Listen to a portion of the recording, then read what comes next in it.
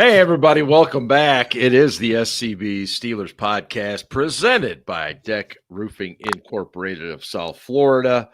And we are very proud to be part of the Variety Sports Network. And of course, we come to you live from the Frank Walker Law Studio. Welcome in. The chat is already jumping. Hello, Aaron and Jen and Berner and Tom.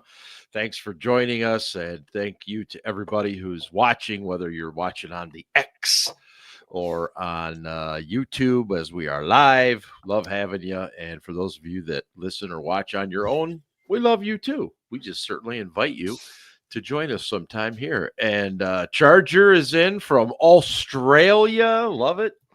I mean, the fact that anybody would want to listen to us, let alone from my country on the other side of the world, is truly amazing. It really, really is.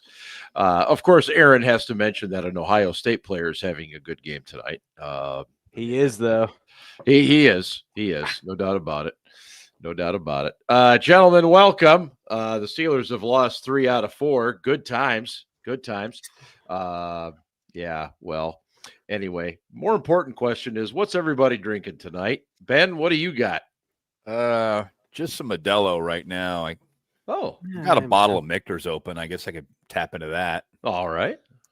It's a fine choice. Ian, what are you consuming? So I'm having a bit of a celebratory beverage because I was telling you guys before the show, I worked 3 12-hour days this week. And in celebration of not having to do that, I'm drinking one of my last Southern Tier pumpkins left over from Halloween. So, okay. Yes. Yeah, Southern Tier. Fine brewery. Yes. Very fine brewery. And the pumpkin is by far the best thing that they make. Everything. Nah. I really enjoy their IPAs, but the IPA is good, but the pumpkin is the best. I'm just not really into pumpkin beers, so I'm probably not the right person to make that call. But we're all wrong about some things, Ben. I understand. No. And Scarps, what are you having this evening? This is the check mark from Four Seasons Brewing in Latrobe, and I got a little hazy IPA winter. This next beer I'm going to crack open is my new favorite beer. It's a hazy? It's a hazy IPA, and it's a winter-esque. It is fucking delicious, man. Hazies are good shit. Yeah, you know love a good. What's the brewery? Oh, well, you know what? We'll talk about it in a little bit, Let's bring some positivity. Fair enough. Positivity? Sure. Positivity. Let's get to game balls. Arpino just said positivity. Positivity. Holy shit. Ben, who do you got for your game ball from last Sunday night in Los Angeles? Jalen fucking Warren. Yeah. He was like the only guy on offense that came to play, and they kept pulling him on third down for God knows what fucking reason. Yeah, we'll get into that. Ian, who's your game baller? Well, I'm gonna give it to Alex Highsmith because 2 sacks, made some noise. Last week I did not give it to him when he won Defensive Player of the Week. So I'll give it to Highsmith this week. He had a really good game. He did. And the Chargers carved us up in crunch time when they needed to, but this game could have been a lot worse if it hadn't been for what the defensive line did. Fair enough. And Mr. Scarpino, your game ball.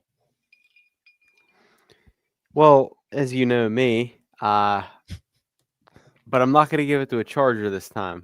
But I'm going to be a dick. I'm going to be a dick about it. I'm going to give the game ball to Aaron Rodgers. Oh God, because he was fucking terrible. He was the worst player on the offense. The idea of the game ball is to celebrate a player's positive performance. And I would have went with Jalen Warren, but I don't want to do the same one that somebody else did. Agree. I'm not going to sit here and say that Rodgers is washed or something like that, or that, the Steelers should start Will Howard or whatever the fuck narrative is going on Twitter this week. We had fun with that this week, didn't we? Yes, but I want to give the ball to Aaron. I want to give the game ball to Aaron Rodgers because I'm choosing to believe that he will not play as badly as he did the rest of the season last Sunday. There's no guarantee that happens, but I think he was just really, really bad, and I don't know why he was. I want to give credit to Jesse Minter. Minter or Minter? I heard the Minter. Yeah. Who was drinking the Minters earlier? Mictors. Yeah. Mictors. But I'm gonna try to be positive and think that was the one-off from Rodgers this year. He called it we have a stinker. He called it a stinker. Well, I just stinkered in my pants. So hey, Aaron, we got something in common. I think most of us did watching that game. I will give him props for not calling out DK on the route that DK said he ran the wrong route on. That touchdown. He said he cut off the route because he saw Rodgers rolling to that side, so he cut it off a little flat. And he should have kept going and got it into the corner, and he would have caught the ball.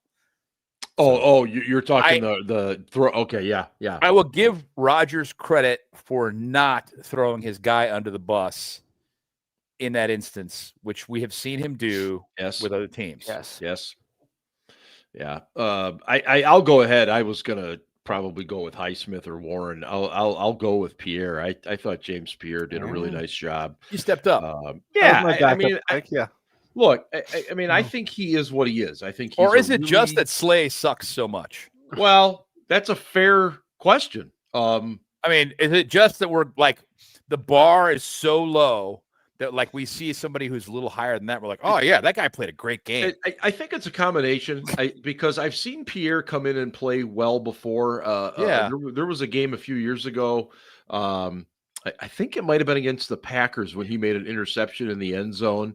But he had played a really nice game up to that. He was glue on guys. He was tackling, and that kind of reminded me of that. But so what I can definitely tell you though is that. Yeah, Slay. It's getting to the point with Slay where it's like you want to do like a player prop as to like what quarter would Darius Slay need help off the field in, And I'm not trying to be an ass. A concussion's a serious thing, but at the same time, it's like every single week, this guy is going to go down.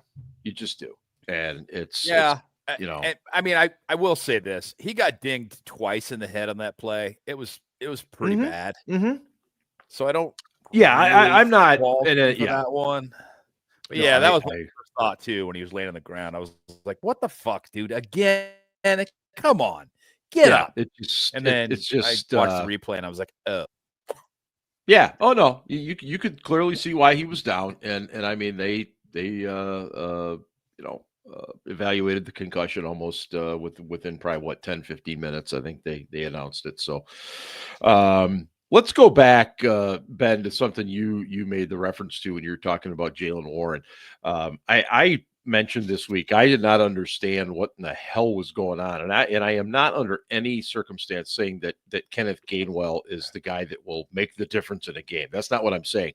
I just didn't understand how a guy that ran for 99 yards, a couple touchdowns against the Vikings several weeks back, he's just disappeared. He gets some snaps offensively, but they're not really using him in the run game at all. And I just found it odd. And then you guys dug up the stat that Warren was taken off on every third down Sunday night.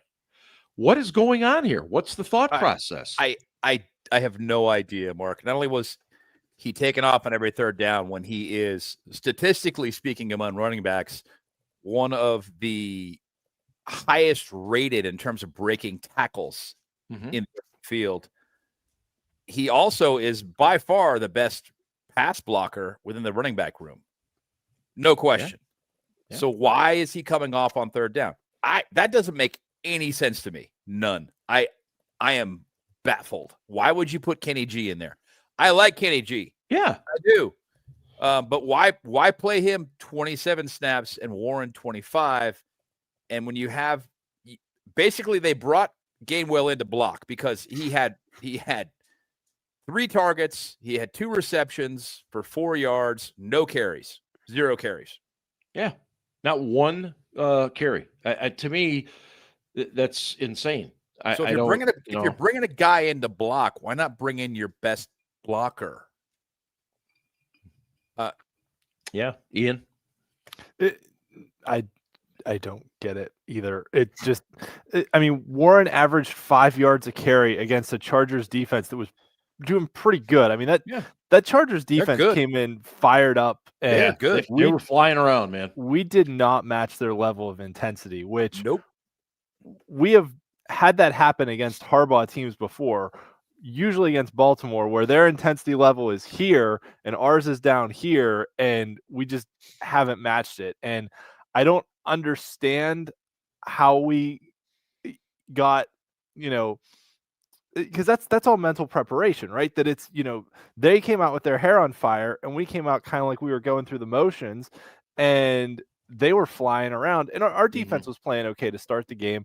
But I think, the safety really kind of flipped things from a momentum standpoint, and it was kind of a struggle after that. But it was the Warren Gainwell thing. I mean, some of it with Gainwell too, just thinking about guys who've been backup running backs in the past, like going back to D'Angelo Williams, who was a really good backup running back. But I always felt like with D'Angelo, it took him a number of carries to kind of get into the game, that when they were just giving him like 5 or 6 carries a game, he wasn't as effective. But then those games when Le'Veon was hurt, he was like getting 15, 20 carries. And that was when he started to pop the big runs after big runs after big runs. Especially in the red zone. That some of these guys, like, if you just give them a carry or two, it's not going to materialize. They got to kind of work themselves into the game, which means giving them more work instead of less. But I don't understand the distribution either, because I think it was Derek, our buddy, right?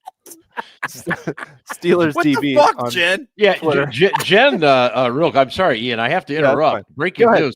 Jen just posted, I think Warren's ass and package got more appreciation than his play. Good God.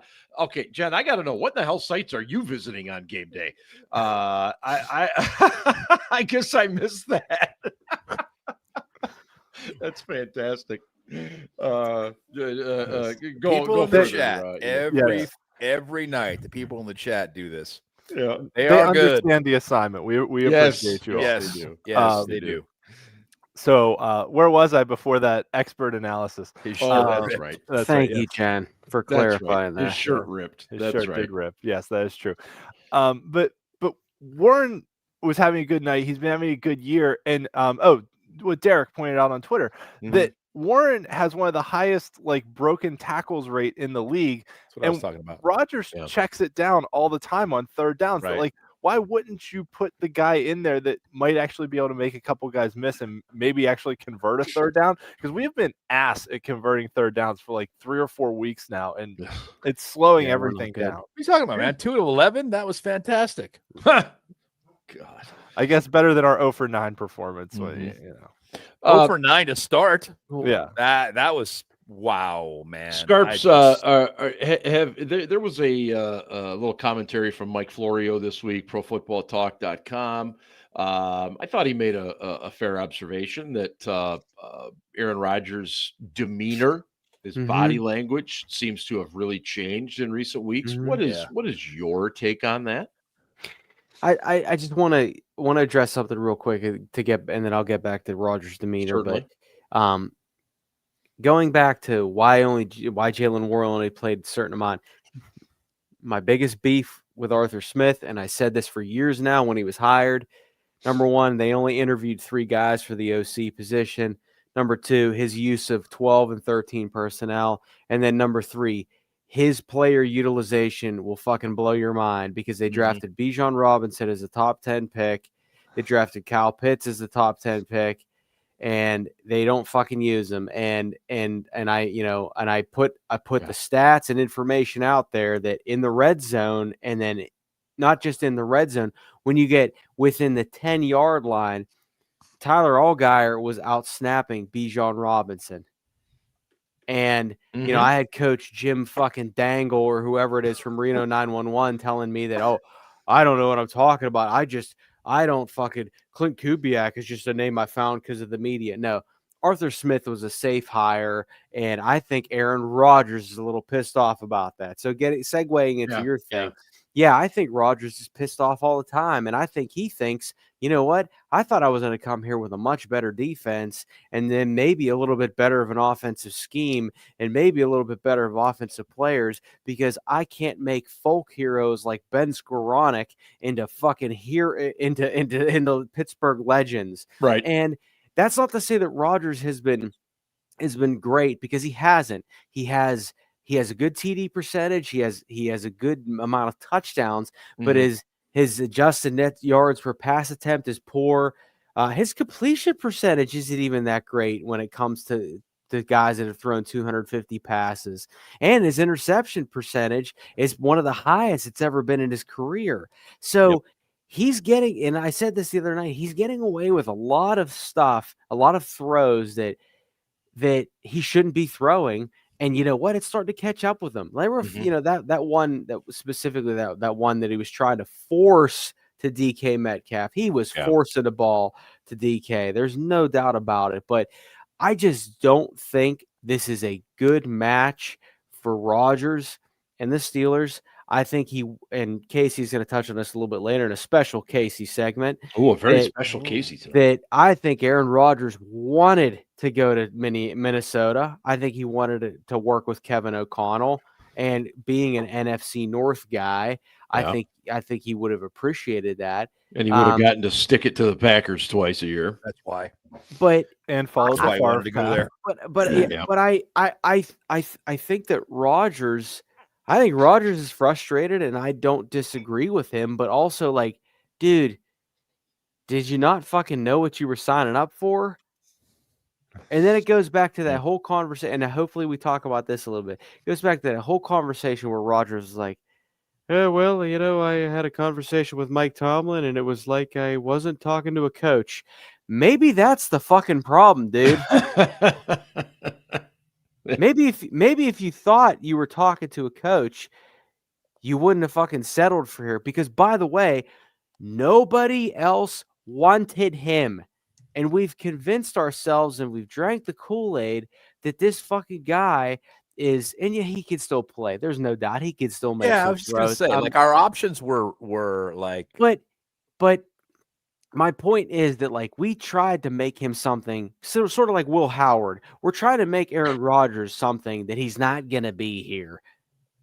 Well, yeah, Rodgers is not going to get better. By the same token, when your options are Justin Fields, Russell Wilson, or Aaron Rodgers, and that's basically what you have to choose from. Because, I don't really care what anybody says. Sam Darnold wasn't coming to Pittsburgh. That was not happening. So he does look the best of the bunch. He does. He does. But he wasn't coming to Pittsburgh. Real quick, and I'll shut up. Who's his offensive coordinator? Clint Kubiak. Yep. Kubiak, yeah. I remember Kubiak is an asshole saying maybe they should ask Clint Kubiak to come here, but I was told that's just the name that I heard from the media. Not gonna happen because Clint Kubiak is highly compensated. Yep. That was why it didn't happen. Yep. And they hired Arthur Smith, whose mustache you keep growing, even though you say you hate him. This is better. They hired Arthur Smith because of Kenny fucking Pickett, which is annoying. But they hired him because of that. Pickett was the quarterback at the time. They needed to develop him, so they brought him. They brought in fucking Arthur Smith, and we all went, well, okay, whatever. I guess. It's a step up from Matt Canada, I suppose. That's about it. Couldn't have been a step down. There were reasons. I got it at the time, but then Kenny, threw a fit because Russell Wilson came in and he wasn't going to be the starter. I'm not going to compete for that job. It should be mine. Nope. Well, then earn it, brother. Ian, you had a comment before we shift over to talk a little Tomlin. Yeah, it is kind of on Mike Tomlin because Ryan was talking about Aaron Rodgers' body language. You want to talk about someone's body language? The look on Mike Tomlin's face when Cameron Dicker hit that 59-yard field goal, like he looked like he was in total disbelief when his own kicker had just made a 59-yarder early in the game. And like, yes, 59 is a long kick. The ball is juiced, man. The ball is fucking juiced. I'm telling you guys. We've talked about this on the show, how these like 55 to 60-yard kicks are becoming routine for at least half the league now. Yes. Like the kid in Jacksonville hit one from 70 in the preseason, right? This is not seeing someone hit from 59. Like Tomlin just looked utterly befuddled that he made that kick, and I was like, why is he surprised that he made this kick? Was he surprised about that, or was he surprised at the fact his team was playing like just absolute shit? I thought Tomlin looked befuddled and angry. Yeah. He went back and forth between those two emotions the entire game. Mm-hmm. At the end of the game in the fourth quarter, it looked to me like what Tomlin wanted to do before they left, I was about to say San Diego, Los Angeles, was line up a couple of guys against the wall and have public executions. Like, he was fucking furious. And that carried into the presser. The press conference was bad. Yeah. He was a dick. But setting all, I was just like, dude, speak. Yell at your guys. Do something. Don't just stand there and be like, fucking. Well, I think that's just it, right? That you see the body language from the coach just being in, but like there's no emotion in him, right? That think back to, and yes, I understand he got criticism for it, but think back to early in his career. Actually, perfect example. Do you remember? Ryan will remember the Deshae Townsend interception against Tony Romo and the Cowboys. Yes. Do you remember Tomlin chest bumping his defense, like doing leaping chest bumps with his defense when they came off the field? Yep. Like he was swinging his headset around. He was screaming. Like we haven't seen that much emotion out of him maybe since Ben retired. Like he just doesn't show emotion anymore. And I do feel like some of that has bled off into the team too. That I think when he you was see showing Aaron emotion Rodgers on his face on Sunday night. I don't think that he was letting it out, and I think that he should have because those fuckers needed some motivation. I am sorry. No, you're right. But to your point about go yell at somebody or like show, how many times did Cower got in people's faces? Noel got in people's faces, like spit, fly. Yeah, exactly. Right. Do you think though that we'd be having a different discussion though if Tomlin still were really emotional like that? Do you think we'd be having the opposite discussion? Like, man, this guy's got to settle down. Why is he so fired up? That's a fair question. No, because just because it's like people are going to create the talking points that they want to create. But I mean, like, but even like he had no problem blowing kisses to a camera or shit like within the last couple years when they win a week 1 game in Cincinnati that they probably shouldn't have. Yep. So like, and then like I said this on the show in the last couple weeks is like eventually like your team will take on the same personality of the head coach. And you know what? All his cliches and all his word salad, don't blink, I'll cut your eyelids off and all that shit. You know who sounded like just exactly like him in the past couple weeks? TJ Watt. Listen to TJ Watt's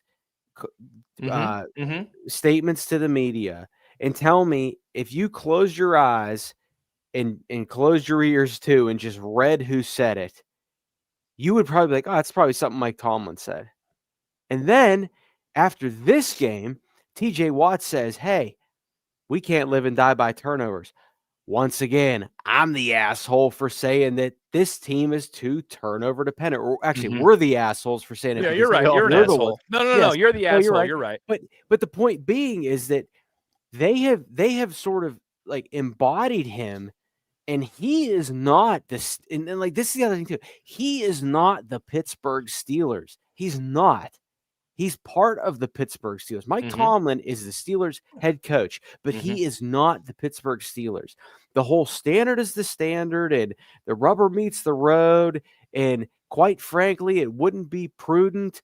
All that bullshit isn't registering with these guys anymore. It's not. I just think that Tomlin's got to find a happy medium in there someplace. Like he's got to talk to guys and try to motivate them during games. I know he does so in practice, but during games, he's got to be more vocal when there are situations like that. And I think maybe he isn't there, just not catching it. But it just looks like he's just standing there and he's got his headset on and he's talking to the coaches, talking to them about what plays he wants called. He's got to talk to the guys. Like he's got to maybe get in some faces. He doesn't need to be like running around and what the fuck? What was the guy in Arizona who shoved his player and screamed at him and that shit? He doesn't need to do that, but he's got to find a fucking way. Jonathan Gannon, and it wasn't. He didn't even like. It wasn't that big a deal. I agree with you. That was so overblown. I agree with you. I wish him, as soon as my contract is up, I'm like, bye. I fucking wish Tomlin would do that. I wish Tomlin would fucking do that to TJ Watt when he fucking disappears in a game. Because I would be like, I'm being serious. That's Bill Cowher used to do it to Greg Lloyd. Let's talk about that real quickly. Okay. The Steelers get pressure on the quarterback in 2.53 seconds average. They're the best team in the league at getting pressure on the quarterback. Unfortunately, nobody in the defensive backfield can cover fucking anyone, so it doesn't matter. It doesn't make a goddamn bit of difference. It doesn't matter. Okay? If you can't cover, it doesn't fucking matter. The quarterback dumps it off. No pressure, no sack, no nothing. He's not disappearing. The DBs can't fucking cover. The linebackers can't fucking cover. Well, Ben, the defensive front is doing their job. They're good at it. They just don't have anybody behind them that can that in the coverage schemes. We've talked about this. Yeah. We've talked about this to death. Yeah. I want to talk a little bit about that when we get into the Bengals a little bit, because we know what Joe Flacco and the bungholes did last time we played them a few weeks back. And so we'll get to that, but I just wanted to kind of, I guess, finish up with Tomlin a little bit here. I just find it hilarious that it has become a rite of passage now that there's always one team that doesn't have a coach that is going to trade for Mike Tomlin. Whether it was the Carolina Panthers, the Washington Commanders, now it's the Giants. My point is, Ben, this is not going to happen. Okay. The Tomlins and the Rooneys have had some marriages between the families. Yes. Not the Tomlins and the Rooneys. Jesus Christ. The Maras. The Maras and the Rooneys have had some marriages within the families. And so they're tight. And that's where these Tomlin rumors come from. Yep. And I get that. I understand it. By the same token, just like you, I don't see that happening. I understand the speculation, but that just isn't going to happen. No, I agree. Berner's correct. Tomlin will not, you will not see the word fired next to Mike Tomlin's name. Even if things go so shitty, it's still going to be a press release of Mike Tomlin is stepping down or Mike Tomlin is resigning. I would not be shocked. Oh, good, Ben. Okay. I would not be shocked if he is forced to make a coordinator change at some point. Oh no, I agree with you there. I think we're getting into that territory that we saw several years back. I was shocked last year when Matt Canada got fired mid-season. I was like, whoa, the Steelers fired last year, 2 years ago. 2 years ago. I was like, wow, dude. Yeah. Mid-season coordinator gets fired. Holy shit. Yeah. It's Pittsburgh. Wow. So who was the guy? Who was the guy who was the OC for 1 year in the late 90s? Ray Sherman. Ray Sherman. Yeah. Ray Sherman 98, was the I OC. think. Yeah. Was it 98 or 99? One of the two. Anyway, late 90s. Bill Cowher, literally the defensive coach, took over play calling from Ray Sherman because it was so bad. And he was awful. Cowher was terrible. He's no Dan Campbell, that's for sure. I did want to bring up Mark Caboli in his mailbag this week had a couple interesting little points, and Caboli basically just writes on Twitter now in long form, so you can go back and find it on his Twitter page, and there was like 20 some questions that he answered, but there was a couple that kind of stood out to me. One was him talking about Art Rooney being 73 years old and not wanting to go through the process of hiring a new head coach or making big changes, and kind of just sticking it out with the Steelers way. And this is how we've done things, and all that.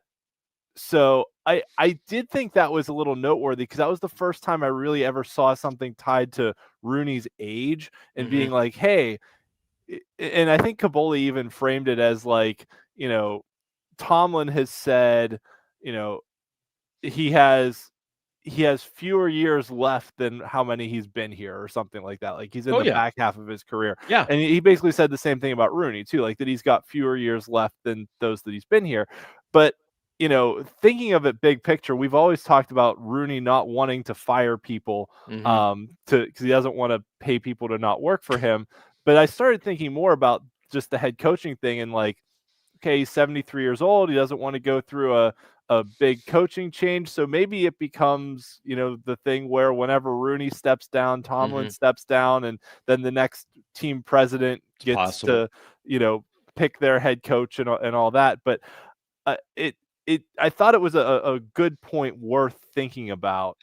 So for those listening to the show, I recommend going back and reading through some of Kaboli's mailbag from this week. How old is Danny Rooney? Mid to late 30s. Yeah. Okay. I thought 30. He's like Scarpino's age, maybe. So that makes he's a millennial. Hopefully, he's not like as soft as these two. No, he's I think 4 or 5 years younger than me. So yeah, 30. Okay, so he's younger than I thought he was. Okay, all right. I was just curious because he would be technically next in line in the Rooney line of succession, correct? Yeah, he's gonna take over eventually, and Ian brings up a great point, and obviously Mark Kabali is a friend of mine, and he is a fan of the program. That's right, that sounds a little bit like Pat McAfee, but he is Kabali. I love Kabali. Kabali watches us right before he watches Pat McAfee. I love Kabali, and this is separate but related. I hate when fucking those losers on Twitter go after the beats for the Steelers who actually do a really, really good job. And anyway, but I saw what Ian was referring to, but also I think we had talked about this in our chat, and it's like, they got a draft here in Pittsburgh next year. They got a bunch of picks, and I'm telling you right now, they do not want that PR, and it wouldn't even be a nightmare. It'd actually be a good PR, but they don't want that sort of distraction from leaving Mike Tomlin or moving on from Mike Tomlin and hiring somebody new. So, and I totally get that. I totally get that. But as we've talked about this, and I've talked about this, that shouldn't be an excuse. No, I'm with you. I don't think it should be either. I think you have to do ultimately still what's best for the team, but we don't own the team. And he's clearly doing what he feels is best at this particular time. So I don't know. At this juncture. At the juncture, yes, excellent word.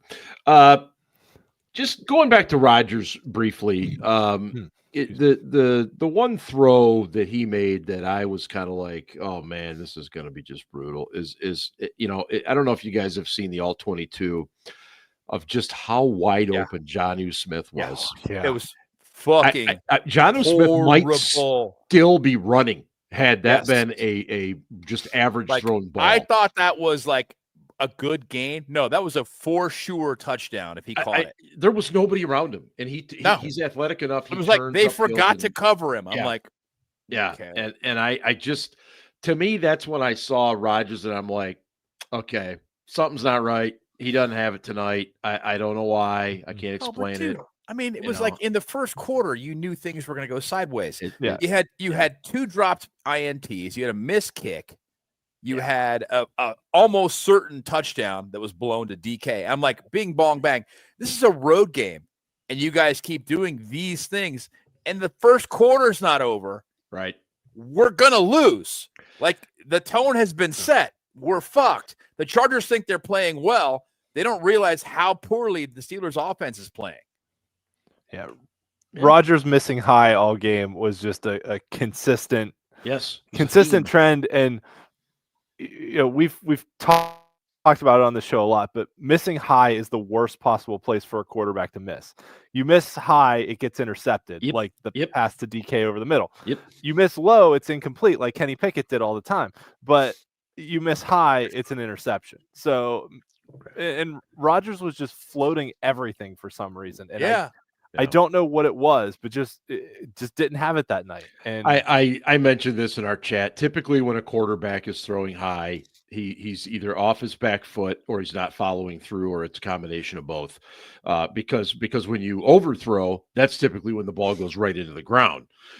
So I would think they went back, probably looked at some mechanic things and just wondered what the hell was going on. But that's. Rodgers has always thrown off his back foot and just he has, but but his arm strength has always been enough to compensate. For doing that. Yeah, which actually that was one of my concerns back in the offseason about bringing him in, was that his mechanics have always been terrible and he's just made up for it with arm strength. Yeah. So I want to. Okay, so can we segue into talking shit about Aaron and the other Will Howard fans? So, give me 1 second, because I do want to answer Robert's question. Robert Graff has been a long time watcher of the show. What's the best case scenario if they stand pat with Tomlin? And I would just simply suggest I'd go back to what was said earlier, that he'd be forced to make some much more drastic changes with his staff than he has been before. To me, that's what the best case scenario would be in that case. Okay, but by best case, let's be specific here. Yeah. To me, best case is, Mike, you need to hire a defensive coordinator and you need to be hands off. Like, if you want to change some play calls or whatever else during the game, hey, I get it. That's fine. But this dude is going to run his defense, not yours. They need an offensive coordinator too. That's not fucking the son of a fucking FedEx billionaire. Like, sorry, R.I.P. when Arthur Smith leaves to go coach fucking NC State or wherever the hell he's going to go, you'll get your wish. Like, Tennessee Titans, please take him. Giants. How about the Giants? I would say, but in Ian, I'm sorry, I've talked a lot tonight, so I will digress to you if you'd like. No, you have a point here. I don't. Go for it. So I would say this, that, like, best case scenario for Tomlin. Well, here's the thing that's happened with Mike, is that he's always had a high floor, but the problem is his ceiling has lowered. So his floor is his ceiling, or his ceiling is his floor. Whatever way you want to describe it.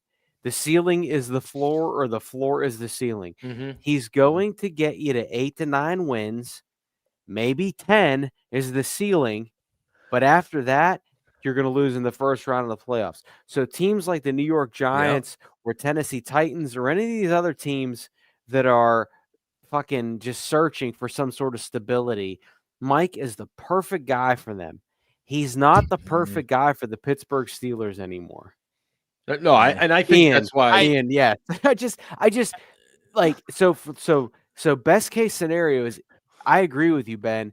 They hire a DC and Mike's hands off. They hire an OC and Mike is hands off, and Mike is just a fucking figurehead. Yes, and he's not a fucking figurehead. He's still the head coach, but he oversees guys. He lets them run their scheme. Yeah, yes, but that he motivates. He motivates and he to leads. A certain point. No, it's not.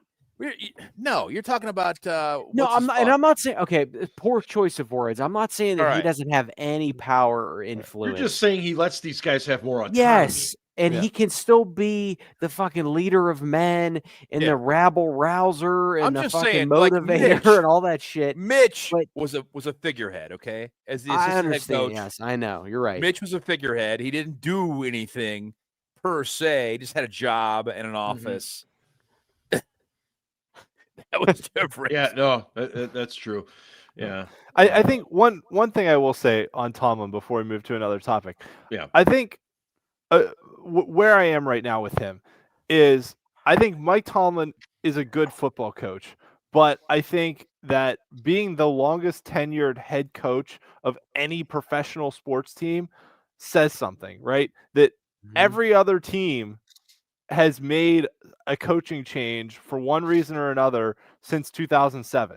And it is possible in sports for a good coach to just have their message sour in the locker room and for it not to hit home anymore, right? Like Andy Reid going from Philly to Kansas City, both places have won multiple Super Bowls since they made that change. Right now, Kansas City got Patrick Mahomes. Philly's won Super Bowls with 2 different head coaches. Still, I think it's possible that Mike Tomlin is a good football coach, but a change of scenery might be the best thing for both him and the Steelers. Again, correlation does not equal causation, and I could not disagree more with what you're saying right now. What I do think needs to happen is what we talked about before. And I also think that the issue here is not the way this team is coached.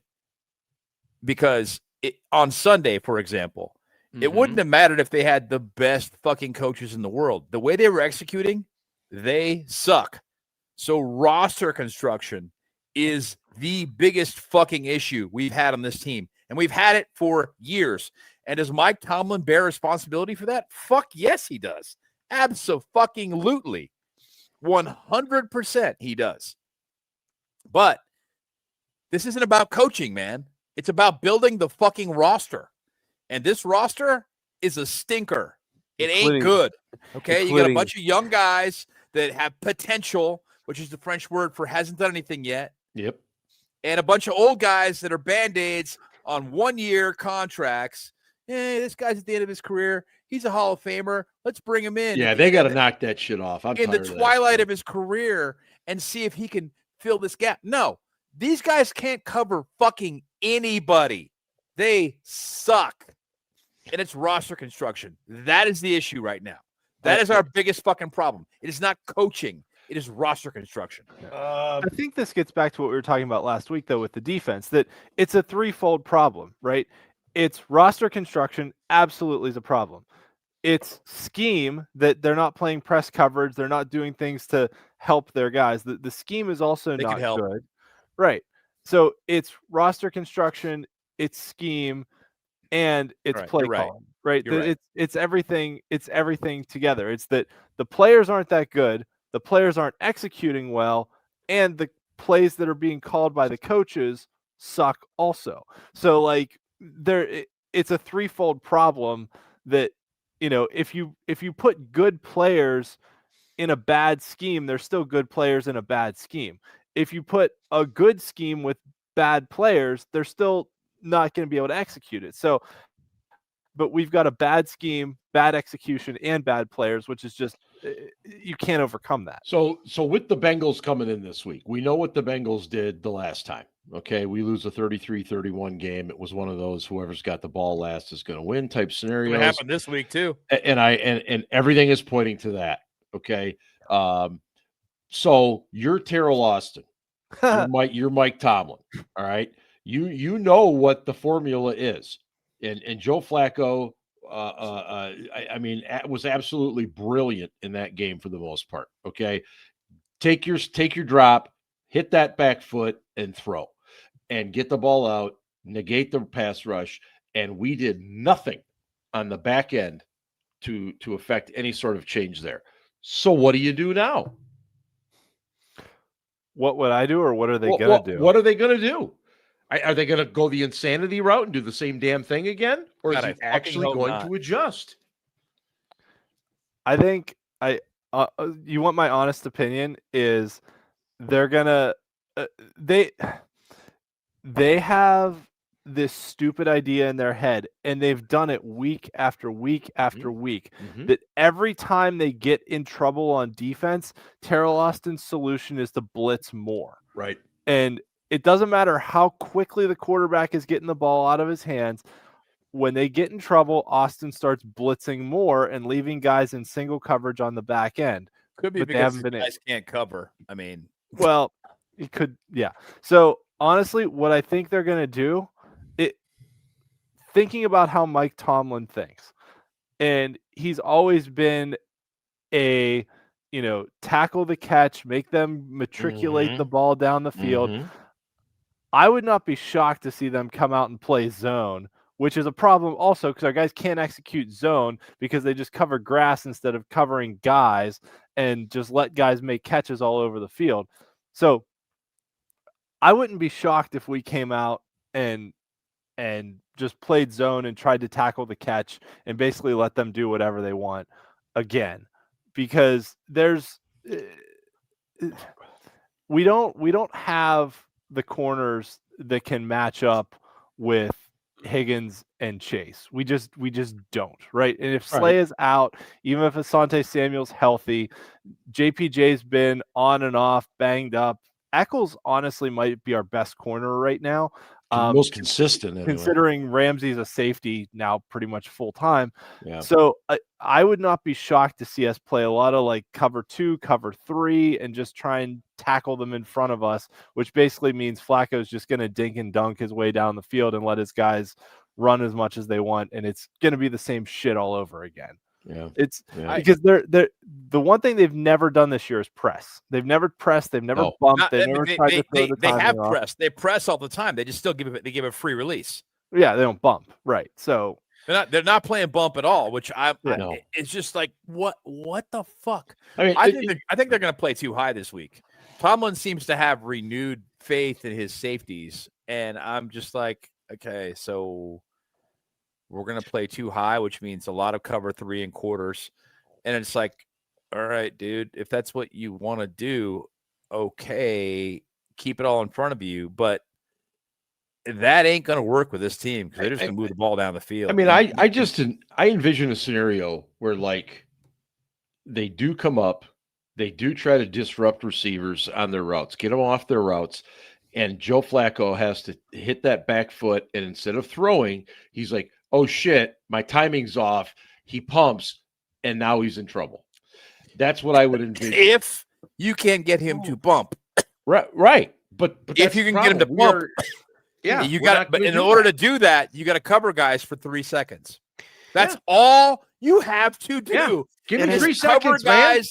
Sounds like my wife. Give me 3 seconds. Exactly, right? If you can cover guys for 3 fucking seconds. 3 seconds. That's it. Yeah. The thing is, though, is that Flacco's been in this league so long now, is that 10 years ago, and I know that's an attorney in this league, but he's been here forever. Yeah, you know what, Ben? They might do that, but like I'm looking at a guy like Noah Fant or Yoshivas or one of those guys who sort of hurt us in that last game. And so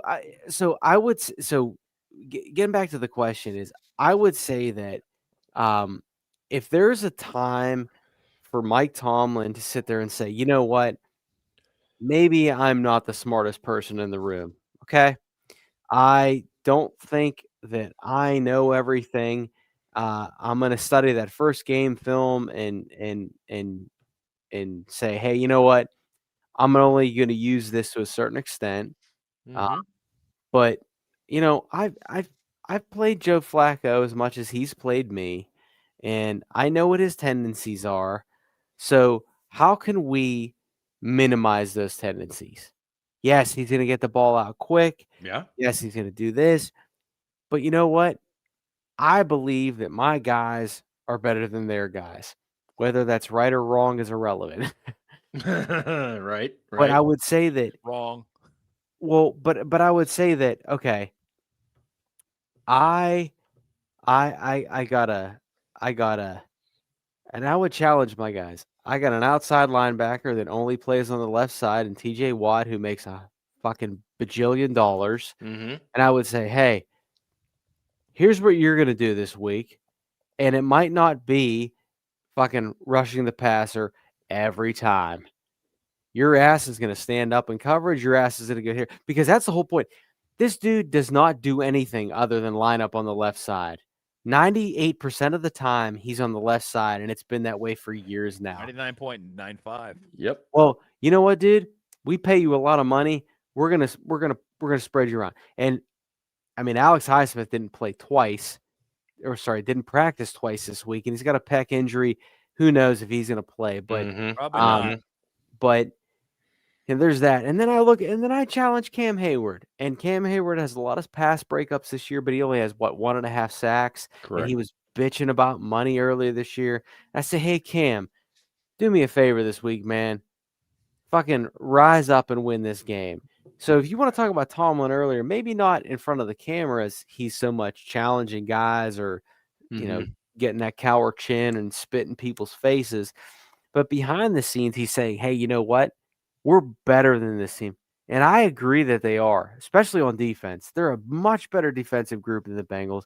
On offense, I don't fucking know. But they have to figure out a way to minimize Flacco because I am expecting at least 27 points from the Bengals this week. Oh, yeah. And how can their defense, this defense stop them 1 to 2 times? That's the biggest thing to me. And if you can't get that out of your highest paid defense, then you're no longer fit for the job, in my opinion. Offensively, yeah, go ahead, Ian. I know you have a point. One other point, I don't give a shit how highly they're paid.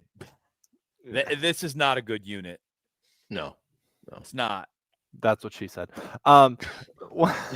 So I've heard.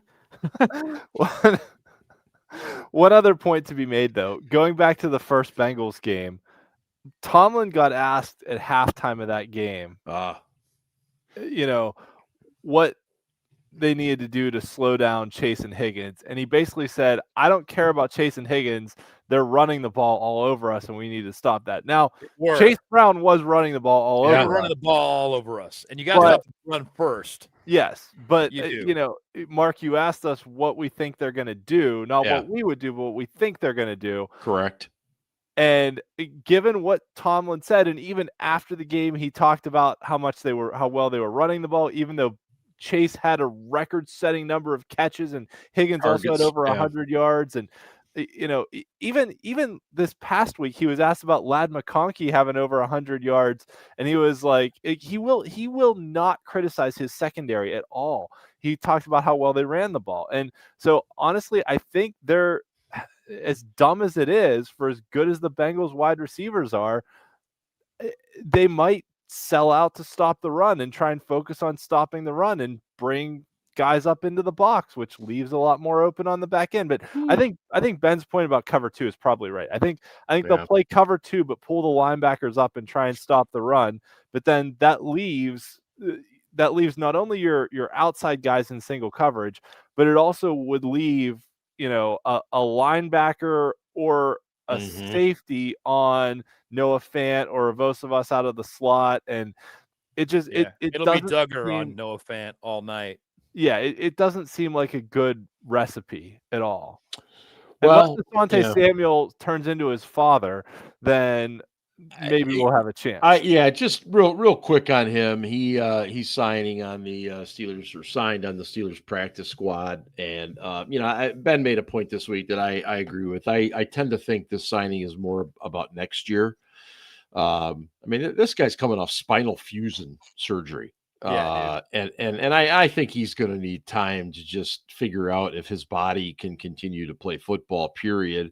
All signs point to that. But see him go through a full contact practice, a padded practice, before he goes onto the field. That's just me. I'm sorry. Thanks, Tom. Did our super chats get Ben better Wi-Fi? They damn well better have, Tom. If I said to you guys this week, what is the number one goal for the Pittsburgh Steelers offense, Scarps? What would you say is the number one goal for the Steelers offense this week? Stay on the field, convert third downs, God, fucking finish with touchdowns. Yeah. And for fucking once this year, because I actually don't think they have, control the fucking time of possession. I don't think they have. They haven't done it once. They've been under 30 minutes the last 4 weeks. I think they were even under. I don't think they were over 30 minutes ever. this season. They were one time. I want to say it was the Minnesota game, maybe. But that's it. And so that's kind of where I was going with this, is that, look, your best defense on Sunday might be your offense. And that's a very scary thing, considering how bad the offense was on Sunday night. Honestly, the Steelers' offense actually runs the ball pretty fucking well. So if they would just stick with the run. Cleveland was the only game where they had a better time of possession, and the only one this year where they were in the 30s. Wow. That's what I'm saying. I mean, 30-0-1.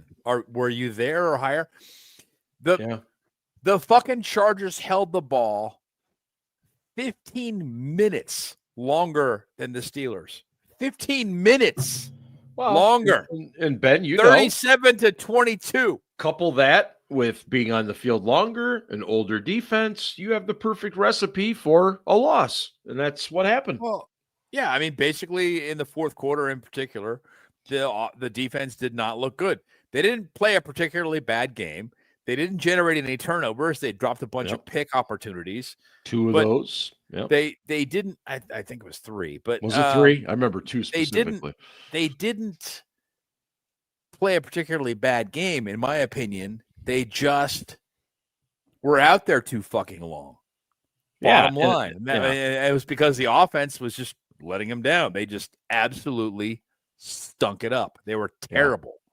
Yeah. Scarps, in the chat a little while ago, I saw something that you posted related to the left tackle. Would you care to expand upon that?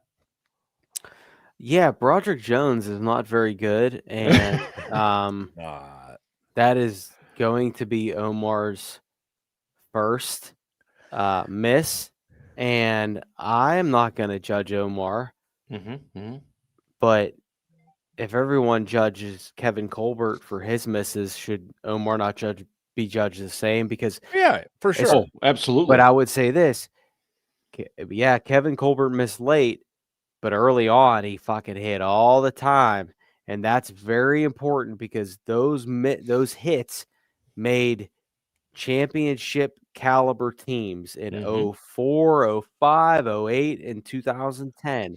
And you know what?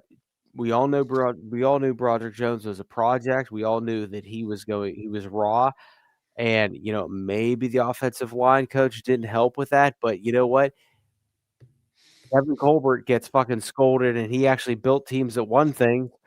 And why should Omar get that benefit of the doubt? Let's be frank. Omar, I mean, he didn't scout the player. He doesn't really understand. This is Andy Weidel, and he is a lineman guy. He's a guy who's drafted a bunch of really good lines, and he fucked this one up. He did. And but hold on. My point being is that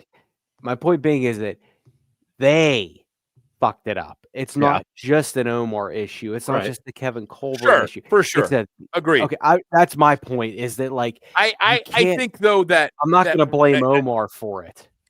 Aside from Kevin's last draft, which stunk,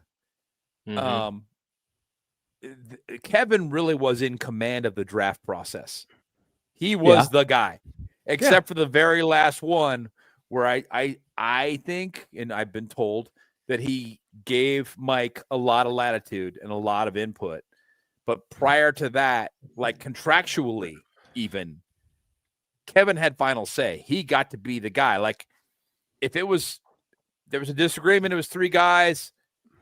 Basically, Kevin got 2 votes. He was the 4th vote in that triumvirate, if you will, with Art, Kevin, and Mike. Right. So he got to decide.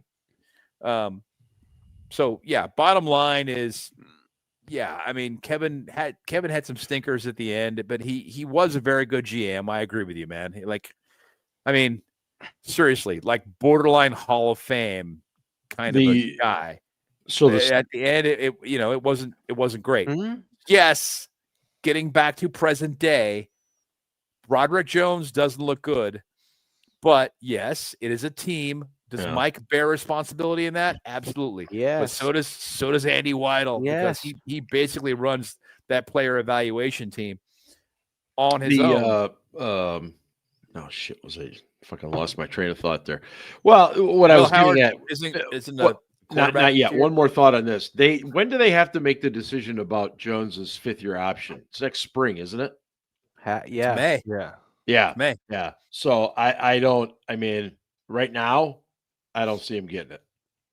I'd be surprised because it's a lot of money. Right. That doesn't mean that they're not going to try to re-sign him. Right.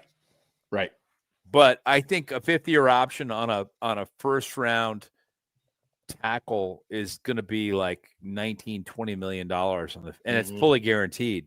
Mm-hmm. I don't see him doing it. I don't either. What I do see is that Will Howard will get a few starts at the end of the year and will go on to a spectacular 15-year career as a Steelers all-time great. Yep. At least according to Twitter. No. Wait. According to Aaron specifically. Well, and all of Aaron's burners. Which there are many. Apparently so. Yeah. Look, I've made myself very clear on this fact. If the Pittsburgh Steelers are sitting there at 5-10, and that's that, I don't have a problem playing them.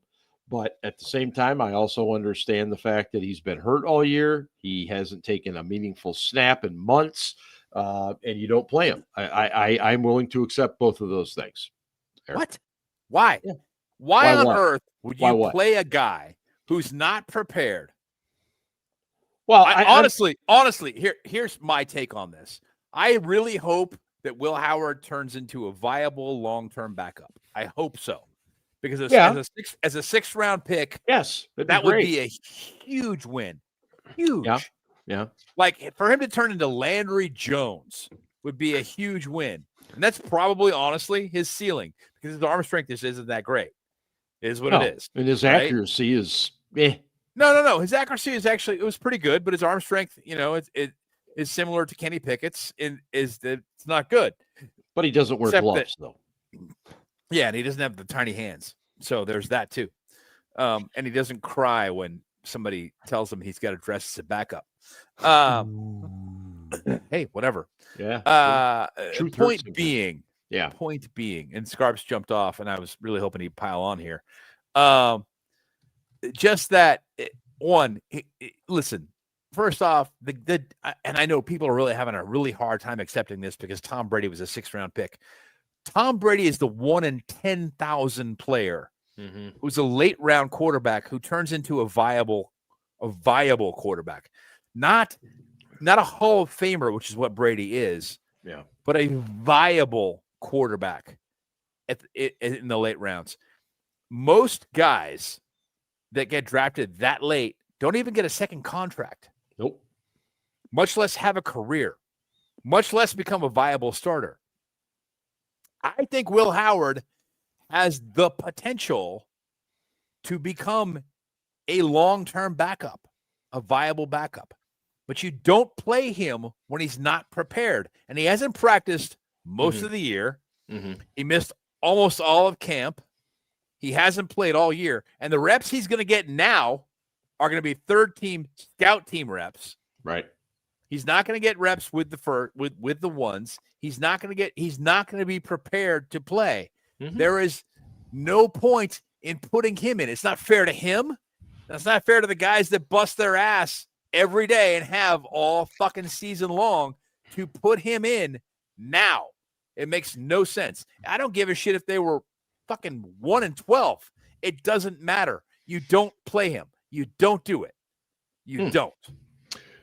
But you're okay, though, if they feel that through practice he's got a grasp of the offense. What if he's the number one for a week? Well, I think you know what I think will happen if he starts. You watch Dylan Gabriel in Cleveland, right? Sure. It'll be that. It'll ruin his confidence. It will fuck him up. It could, yeah. You don't do that.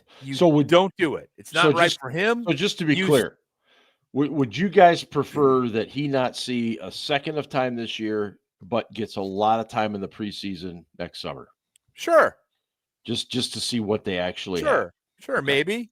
But I think for the most part, the fans that are clamoring to see him play want themselves to be satisfied that he is good or not.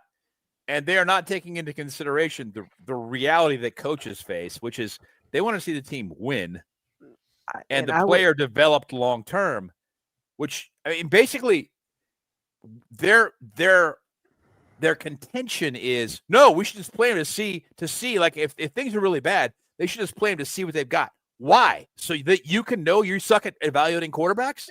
Really? That's your point. So that you can know, you personally can know that you suck. That's why you want him to see him play. Well, really? That's kind of the way we feel right now, isn't it? Well, that's some fucking bullshit. That's not fair to him or the rest of the team. Yeah, it doesn't make any sense. Scarps. Yeah, I agree, Ben. And I would also just say, like, everybody I don't love Mason Rudolph. Mason is what he is. You do love him. Shut up. Fuck you.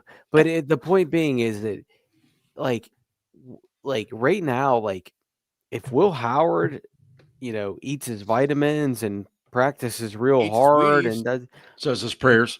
He says his prayers. He might be Mason Rudolph one day. And like I don't understand. Like, I don't understand why you can aspire to that. You're right. Why fans think that, like, because he was a 6th-round pick, we have to see what he has. What the fuck are you talking about? Like we have to see it. It's not like we drafted him in the 1st or 2nd round or 3rd or 4th or 5th. He was a 6th-round pick. I mean, like, if not for, and I keep saying this, if not for Jimmy G getting hurt, you're right, Mark Malone worked for Hulk Hogan, RIP. But if not for Jimmy G getting hurt and Trey Lance getting hurt, Brock Purdy wouldn't have been anything. And then fucking Kyle Shanahan trusts Mac Jones more than Brock Purdy. And now Purdy's going to start this weekend because I guess he's healthy again, or because they sucked ass last week. But the bottom line is, and it's still that I'm going to agree with you on this. Earlier this season, I said that if the season got out of hand, I wouldn't want to see Will Howard. But I'll say this. Let's just say they lose their next 5 games and they're 5-9. Fuck it. Whatever. Put them out there. And then they'll be 5-12. But exactly. Oh, yeah, they'll ruin the kid. They will ruin the kid. But you're not wrong, because you could probably go 5-12 with Mason Rudolph, and Mason Rudolph's like, yeah, I'm used to this shit. Whatever. Yeah, give it to exactly. me. No. Mason will be okay. Like, he's seen a lot. Mason's seen the wars. Mason's been through hell. Mason's got the PTSD. It's built up. I mean, that's like, true. If something goes sideways, just play Mason. Just roll with that. I'm serious. Just do it. Well, it makes for good. It makes for good talk on social media. That's for sure. But I don't. No, it's fucking dumb. You know what it makes us seem like? It makes us seem like fucking Browns fans. That's fucking bullshit. We need to play Shedeur Sanders. Because Dylan Gabriel sucks. Let's change. You know what? What the Cleveland coaches need to acknowledge publicly is that Sanders is not ready. They need to acknowledge that publicly. And if they did that, people would shut up. Maybe, probably not. Well, and in that case, I would trust Stefanski too. I think he's been doing this long enough to be able to have the credibility. Honest to God, if let's say that Artie Smith leaves to go coach fucking Villanova or whatever next year. Sure. Villanova. And Stefanski is available as an OC. That wouldn't hurt my feelings. No, it wouldn't hurt mine either. I think he's an excellent offensive coach.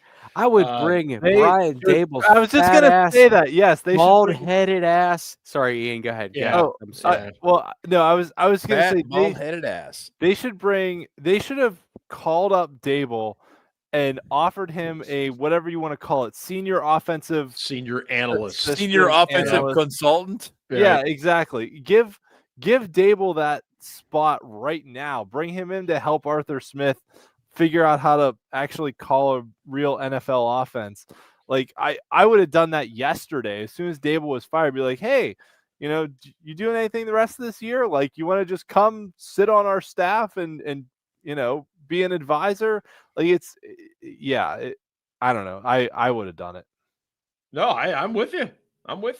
I think it's important to go ahead and get those guys.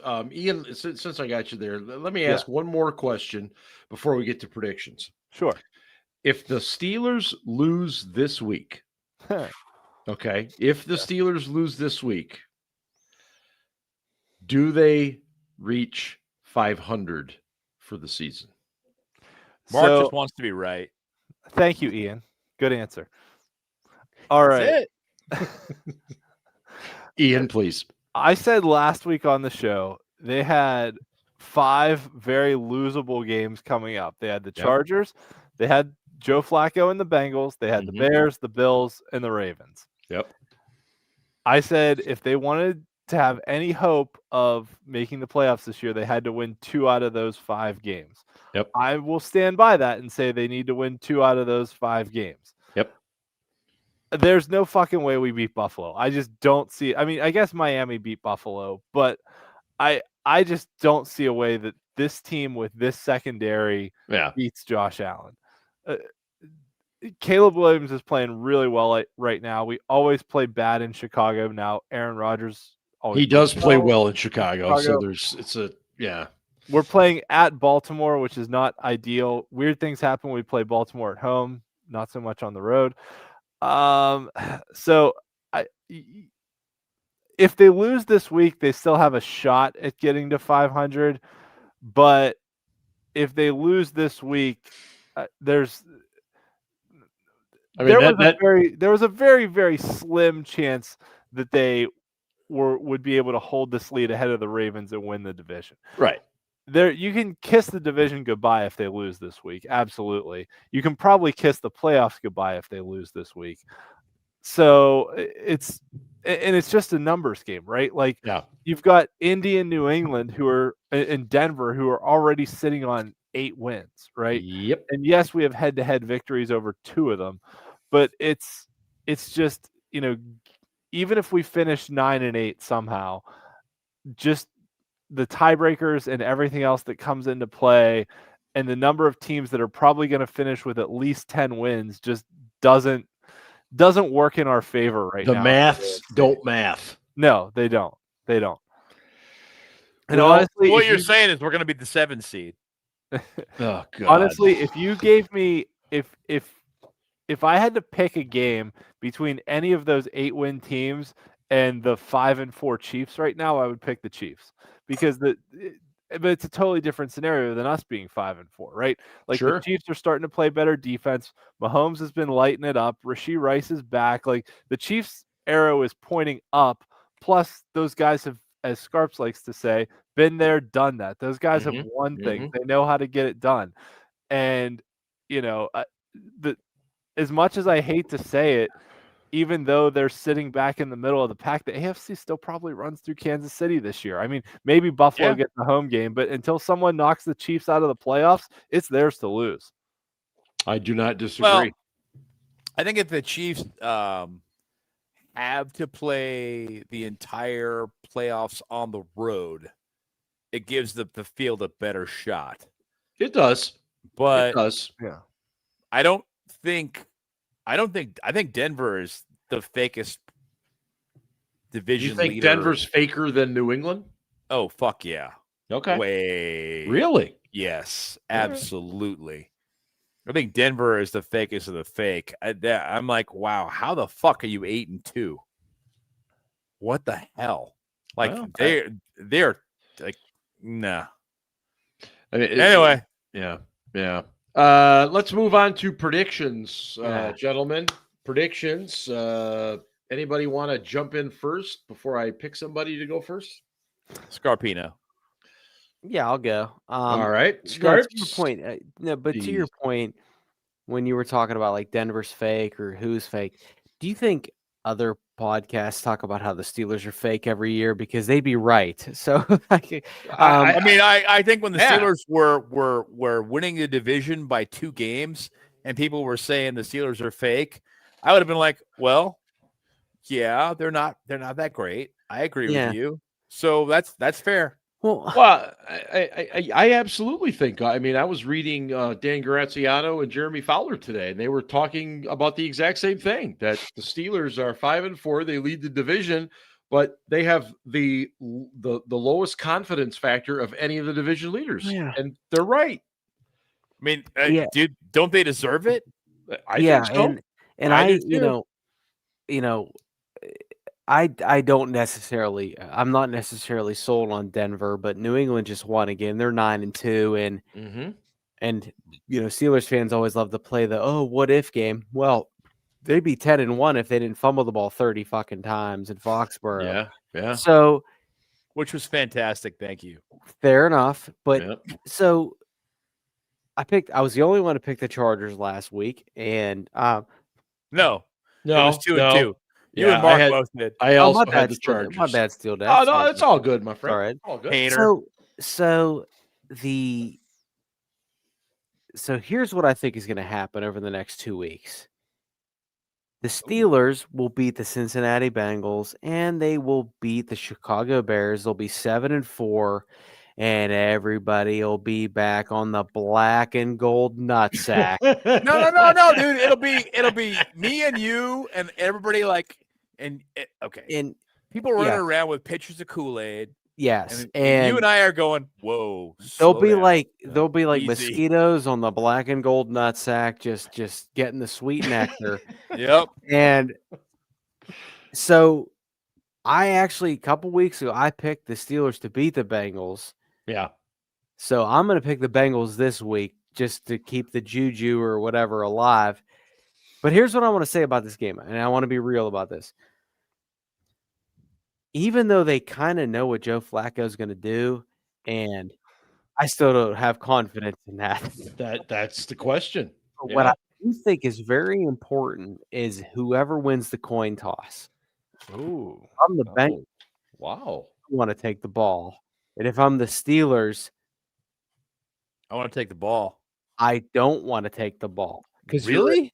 Yes, you're at home. You have an opportunity to stop them on that first drive and get the ball. Point. Good point. And then you get in the second half. Yeah, that's the old Patriots double down. Yep. So that's a great point. But at the end of the day, there's what you say and what you do. But I'm still going to go Steelers this game because I know I fuck with the group and I fuck with the crowd, but so you're picking the Bengals or the Steelers? I'm picking the Steelers 28. I'm sorry, picking the Steelers 30-26. Wow. And I'm telling you this right now. If the Steelers do not win this game, people should be fired. The Bengals are scoring more than 26. Okay. Just saying. That's his opinion. Well, hold on. Oh, and I'm the asshole. Again, I'm the asshole. You are the asshole. Just so we're clear. You are the asshole. Matt Smith. Scarps is hammered. Matt Smith, we're on good terms. Let's just keep it going that way. I'm going to go to Ian next, and I will remind everyone. I had some beers. At the first matchup of these two teams, Ian predicted a 23-all tie. I did. You're right. You did. So I didn't say I'm picking the Bengals. Matt Smith, I picked the Steelers. Mark, when are you going to send us this info about all the shit we picked so we can compare notes? It's all right here. Nope. It's all right here in my notes. You know what? You could create some spreadsheets and send it to us. Yeah, spreadsheets. I got your spreadsheets. Ian, what do you got for a prediction this week? Yeah, so I think I've picked wrong every week this year. So I did predict that in the beginning of the year the Steelers would be 8-1, so that was why I went with the tie the last time. Right. Which, if a couple things had broken differently in that game, could have actually wound up in a tie. But I will go. I don't see us being able to stop Chase and Higgins. And I think I tweeted during the last game that every play they didn't get the ball was a win for the Steelers, regardless of what happened. Yeah. So I don't see us being. We talked about the threefold problems on defense, right? The players are bad, the scheme is bad, the execution is bad. Yeah. I don't see us being able to do all three of those things against arguably two of the top 10 receivers in the league and a quarterback who has seen everything and knows how to get them the ball and is going to get the ball out quick. He's going to throw fast. And until we start putting our hands up on the defensive line, maybe drop a linebacker into coverage, maybe actually bump a guy on the outside to throw the timing off. There's things you can do to mitigate that, but we're not doing many of them, if any. So I just don't have enough confidence in this defense. The offense looks lost right now. They look lost against the Chargers. They did just enough against the Colts to win, but even then it took five turnovers? Yeah. So I don't think the offense is going to be able to score enough to keep up with the Bengals. So I'm going to go Bengals 31. No. Bengals 34, Steelers 26. Okay. Holy shit. Well, wow. First off, the Steelers have 6 passes defense per game. Okay. Most of those are not the defensive backfield because they suck. Most of those are the defensive front, which is 56 total passes defense. Yeah. That's 6 per game. So I'm going to go ahead and say that Ian's wrong. They're not getting their hands up. They are getting their hands up. All right. They just can't cover anyone, and the quarterback knows they're going to put their hands up, and he throws around it for the most part. You're getting a lot of PDs. You're getting a lot of sacks. You're getting a lot of tackles for loss.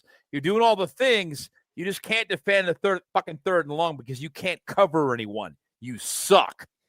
So the defense is, wanting. They wanting. Yeah, that bottom line, they're not good. They're also not defending the run real well. Yeah. They'll do a better job of that this week. I don't know, because like we talked about, they're going to play a lot of cover 2, which pulls a guy out of the box. Yeah, I feel very motivational. He's Matt Foley. He's in a van down by the river. This is a game that's going to be a shootout. Who has the ball last? And it's going to be, we're going to fucking hate it, but I think it's going to be a deal where the Steelers are going to pull it out in the end. We're talking Steelers 34, Bengals 31. Wow. Okay, so that's 3 of you. All 3 of you have the Steelers 30 plus. All right. No. I had them at 26. I'm sorry. Yes, that's correct. That's you're wrong. It's fine. Yeah, that's a missed 2 point. I know you were like, you're right, Ian. I've had. I want to be wrong again. Yeah. Okay. Cool. That's a couple field goals and a missed 2-point conversion. Okay. All right. So right now, I believe the Bengals are 1-4 against the spread on the road this year. The Steelers have won 7 of their last 9 in games in which follow losses of 15 points or more. Yeah. So what you're saying is that bare bottom spankings motivate them. Yes, that's exactly what I'm saying. And Tomlin's record after losses of 15 plus or more is also way above 500. So with that in mind, I will also go ahead and take the Pittsburgh Steelers in a bit of a lower scoring game than what you guys have. And I will say this game is going to be 24-23. In a defensive battle? I don't know that I'm calling it defensive. I'm just saying it's lower scoring than what you guys have. I'm going to go 24-23, black and gold. How many times have the Bengals held any team to 24 points this season? This is the Pittsburgh Steelers, and this is the Arthur Smith offense. And by the way, the Steelers against teams coming off the bye are also over 500. So just a little nugget there for you. Great. And thanks. That's what I'm here for. And now I would like to turn it over to Casey Kasem, who I'm told has something maybe a little bit new tonight. We'll see what happens here. All right. Casey's Coast to Coast American Top Party.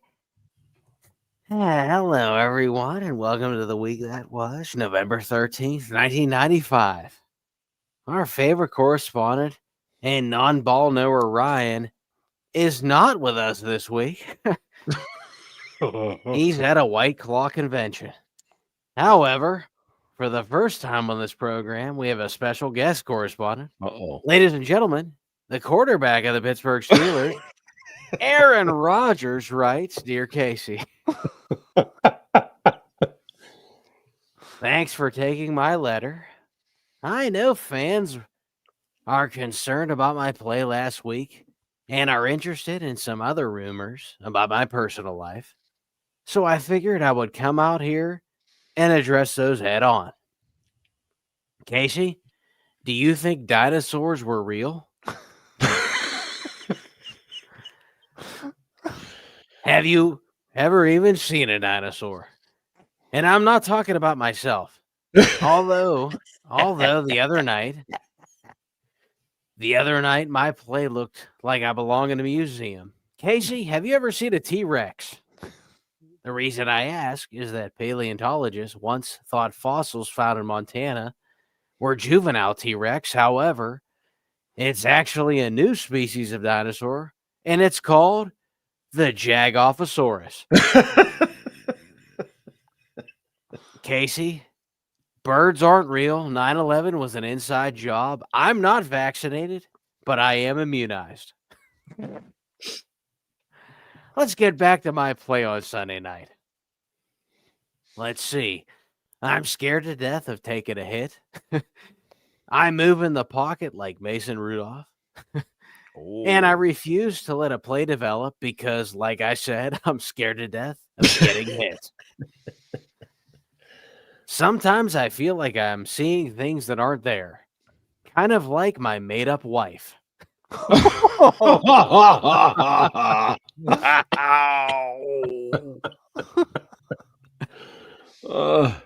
Nearly 6 months after my marriage, no one knows who my wife is.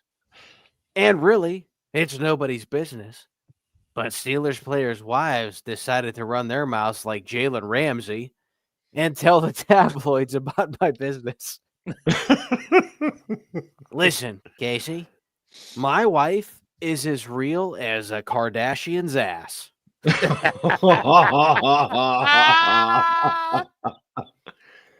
And I don't know why so many are concerned about my wife. It's not like every single woman I've ever dated said I emotionally abused them.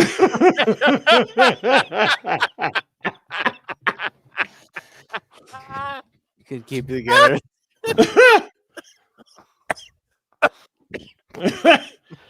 Seriously. Sorry about that. Keep it together now.